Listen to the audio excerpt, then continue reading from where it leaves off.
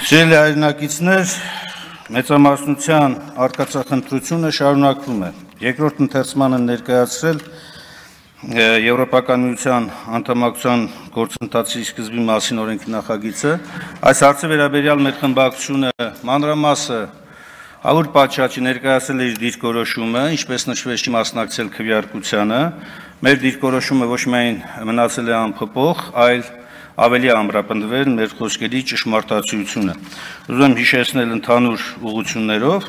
Առաջինը, որ Հայաստան եւ ԵՄ հարաբերությունները պետք է ունենան բնականon զարգացման ընթացք, ինչի հիմքը ՍԵՊԱ համաձայնագիրն է եւ այս ուղղությամբ Հայաստանի իշխանությունները ուղղակի անգործության են մատնված։ Ամենապարզ օրինակը վիզաների ազատականացման շրջանակներում է, երբ որ ոչ մի նորմալ գործողություն չեն ձեռնարկում այս ուղղությամբ։ Էլ չասած հսկայական ճանապարհային քարտեզը, որ կա ու այս ուղղությամբ բան չեն անում։ Ավելին, ներկա իրավիճակում աշխարհաքաղաքական զարգացումների պայմաններում նման կտրուկ շրջադարձը եւ քաղաքականությունը տեղափոխում է լրիվ ուրիշ հարթություն, որը լի է վտանգներով, շատ դաժան ու իմ խորին համոզմամբ նաև վտանգավոր դրսևորումներով։ Մյուս կարևոր դիտարկումը այն է, որ Հայաստանի Հանրապետությունը ներկայումս շատ հեռու է Եվրոպական միության անդամակցության նույնիսկ տեխնացուի կարգավիճակի համար պահանջվող կոպենհագենյան չափանիշներից եւ այս չափանիշներին մոտենալու համար մեծ քայլեր պետք է իրականացվեն, առաջին հերթին, ինչպես նշեցինք, հենց ՍԵՊԱ համաձայնագրի շրջանակներում եւ այսօր անպայման հայտարարություններ անել եւ այն էլ վերել այսպիսի մի ըստ էության հայտարարություն, բայց ոչ օրենք եւ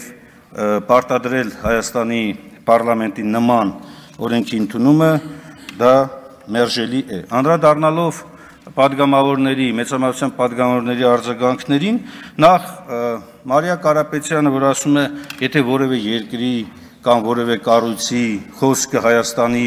եվրոպական այս գործընթացի մասով միջամտություն պետք է համարել, այդ ինչ է ջերմեռանդությամբ չեք գնահատում միջամտություն չհրապարակված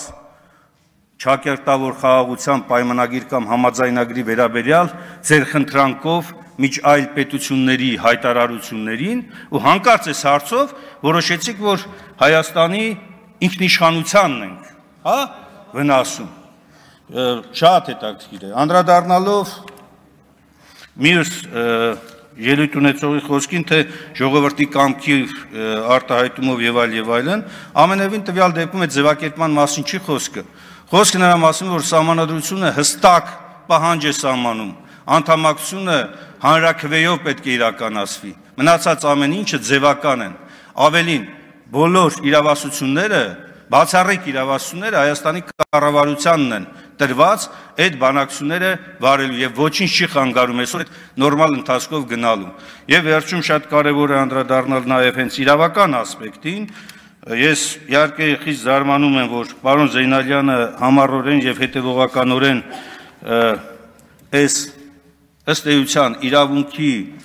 նվազագույն պահանջներին չբավարարող հայտարարությունը փորձում է ներկայացնել որպես sense լավ օրենք, սա օրենք չի, սա օրենքի որևէ չափանիշի չի բավարարում, հարգելի գործընկերներ, սիրելի հայրենակիցներ, սա մի բաժակաճառ է հայտարարության տեսքով, որը բացարձակ կապ չունի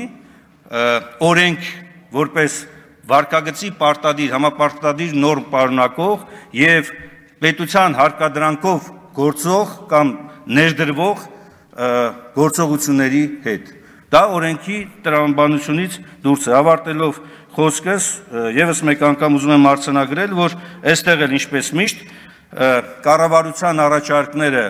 հետևողականորեն չտարվեցին առաջ, նույնիսկ երկրորդ ընթերցման ժամանակ կառավարությունը ներկայացրել է, ավարտում եմ կարճ առաջարկություններ, որոնք նորից թե առաջին, թե երկրորդ ընթերցման ոչ մի բանի տեղ չի անցել։ Մեր խմբակցությունը, ինչպես որ հայտարարել ենք, զերծ մնալով նաև տարբեր տիպի ավել պակաս զրույցներից նորից հայտարարում ենք. մենք չենք մասնակցելու քվեարկությանը։